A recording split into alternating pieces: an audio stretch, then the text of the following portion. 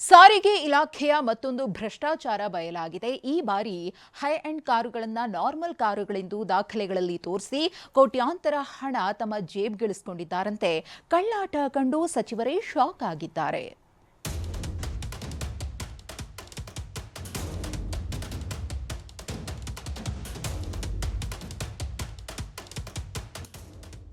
ದೊಡ್ಡ ದೊಡ್ಡ ಐಷಾರಾಮಿ ಕಾರು, ಸಣ್ಣ ಪುಟ್ಟ ಮೊತ್ತ, ತೆರಿಗೆ ವಂಚಿಸುವುದಕ್ಕೆ ಅಧಿಕಾರಿಗಳು ಆಡಿದ್ದು ಐನಾತಿಯಾಟ.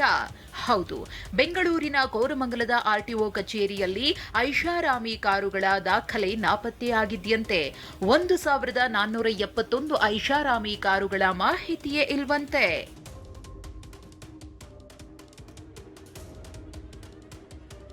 ಆರ್ಟಿಒ ಕಚೇರಿಯಲ್ಲಿ ಕೋಟ್ಯಾಂತರ ರೂಪಾಯಿ ಗೋಲ್ಮಾಲ್. 1471 ಐಷಾರಾಮಿ ಕಾರುಗಳ ದಾಖಲೆಗಳೇ ನಾಪತ್ತೆ. ಕೋರಮಂಗಲ ಆರ್ಟಿಒ ಕಚೇರಿಯಲ್ಲಿ 2015ರಿಂದ 2021ರವರೆಗೆ ರಿಜಿಸ್ಟ್ರೇಷನ್ ಆಗಿರುವ 1471 ಐಷಾರಾಮಿ ಕಾರುಗಳ ಮಾಹಿತಿ ಕಳುವಾಗಿದೆ. ವಿಷಯ ಏನಂದ್ರೆ 1 ಕೋಟಿ ಬೆಲೆ ಬಾಳುವ ಐಷಾರಾಮಿ ಕಾರಿಗೆ 19,98,000 ತೆರಿಗೆ ಕಟ್ಟಬೇಕು. 2 ಕೋಟಿಯ ಕಾರಾದ್ರೆ 40 ಲಕ್ಷ.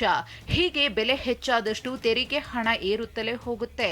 ಈ ಕಾರಣಕ್ಕೆ ಅಧಿಕಾರಿಗಳು ಐಷಾರಾಮಿ ಕಾರುಗಳಿಗೆ ಕಡಿಮೆ ದರದ ಕಾರಿನ ಮಾಹಿತಿ ಕೊಟ್ಟು ರಿಜಿಸ್ಟ್ರೇಷನ್ ಮಾಡಿಸಿದ್ದಾರೆ. ಮಾಲೀಕರು ಕೊಟ್ಟ ಹಣ ನುಂಗಿದ್ದಾರೆ ಎಂಬ ಆರೋಪ ಕೇಳಿಬಂದಿದೆ. ಯಾವುದೋ ಒಂದು ರೀತಿಯಾದಂಥ ಬೇರೆ ಕಾರಿನ ಒಂದು ಮಾಡೆಲ್ಗಳನ್ನ ಕೊಟ್ಟು, ಕಡಿಮೆ ಇರತಕ್ಕಂಥ ಮಾಡೆಲ್ಗಳನ್ನ ಕೊಟ್ಟು ಅದನ್ನು ರಿಜಿಸ್ಟರ್ ಮಾಡಿದ್ದಾರೆ. ಇದು ಇವತ್ತು ಬೆಳಕಿಗೆ ಬಂದಿ ಮತ್ತು ಬೆಳಕಿಗೆ ಬಂದಿರೋ ಸರಿಸಮವಾಗಿ ಒಬ್ಬ ಅಧಿಕಾರಿ ಕೂಡ ಒಂದು ಕಂಪ್ಲೇಂಟನ್ನು ರಿಜಿಸ್ಟರ್ ಮಾಡಿದ್ದಾರೆ, FIR ಆಗಿದೆ. ಇನ್ನು ಈಗಾಗಲೇ HSR ಲೇಔಟ್ ಪೊಲೀಸ್ ಸ್ಟೇಷನ್ನಲ್ಲಿ FIR ದಾಖಲಾಗಿದೆ. 1471 ಐಷಾರಾಮಿ ಕಾರುಗಳ ಮಾಲೀಕರಿಗೆ ವಿಚಾರಣೆಗೆ ಹಾಜರಾಗುವಂತೆ ಪೊಲೀಸರು ನೋಟಿಸ್ ನೀಡಿದ್ದಾರೆ. ಈ ಮಧ್ಯೆ CID ತನಿಖೆ ನಡೆಸುವಂತೆ CMಗೆ ಸಾರಿಗೆ ಸಚಿವರು ಪತ್ರ ಬರೆದಿದ್ದಾರೆ. ನಾನು CODಗೆ ಈಗಾಗಲೇ ಅದನ್ನು ತನಿಖೆ ಮಾಡೋದಕ್ಕೆ ಅನುಮತಿಗೆ ಮುಖ್ಯಮಂತ್ರಿಗಳಿಗೆ ಬರೆದಿದ್ದೀನಿ. ಮುಖ್ಯಮಂತ್ರಿಗಳ ಅನುಮತಿ ಕೊಟ್ಟ ತಕ್ಷಣ COD ಎನ್ಕ್ವೈರಿ ಆಗುತ್ತೆ. ಯಾರೇ ತಪ್ಪಿತಸ್ಥರಿರಲಿ ಅದು ಅವರಿಗೆ ಶಿಕ್ಷೆ ಕೊಡುವಂಥ ಕೆಲಸ ಆಗುತ್ತೆ. ಕೋಟಿ ಕೋಟಿ ಬೆಲೆ ಬಾಳುವ ಕಾರುಗಳು ಸಣ್ಣ ಪುಟ್ಟ ಕಾರುಗಳಂತೆ ರಿಜಿಸ್ಟ್ರೇಷನ್ ಆಗಿವೆ.